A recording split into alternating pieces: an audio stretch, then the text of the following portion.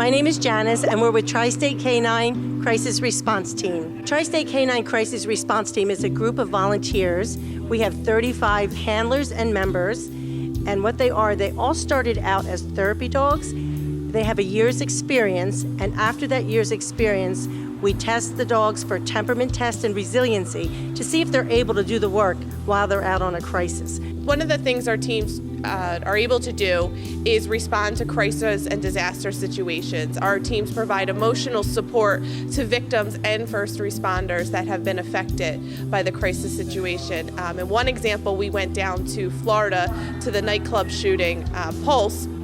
So that was a very heartwarming event for us that we were able to go there and give some emotional support to families, first responders, and the police that were down there at the time. We were on our way home from Orlando in the airport, and a woman came up to me with her little daughter and asked if they could pet Minnie. And I thought, well, okay, Minnie loves children. She'll go right to the child. And I said, let's get down to her level. So when we got down on the ground, instead of going to the child, she walked right past her and crawled into the mother's lap. And the mom was petting her. And finally she looked up at me and she said, yeah, my husband's taking me out of town because I've been so sad. I lost 2 people at the Pulse. And Minnie knew that the mommy needed her, even though she loves children.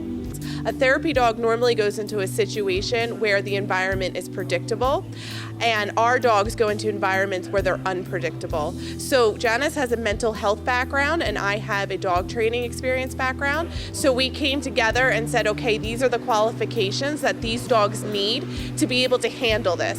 While doing that, we realized the handlers also need additional training as well as the dogs. So our handlers go through extensive lists of training such as psychological first aid, canine first aid and CPR, human first aid and CPR. We attend schools where we would work with the therapist in the resource room. We work with children that are autistic and special needs.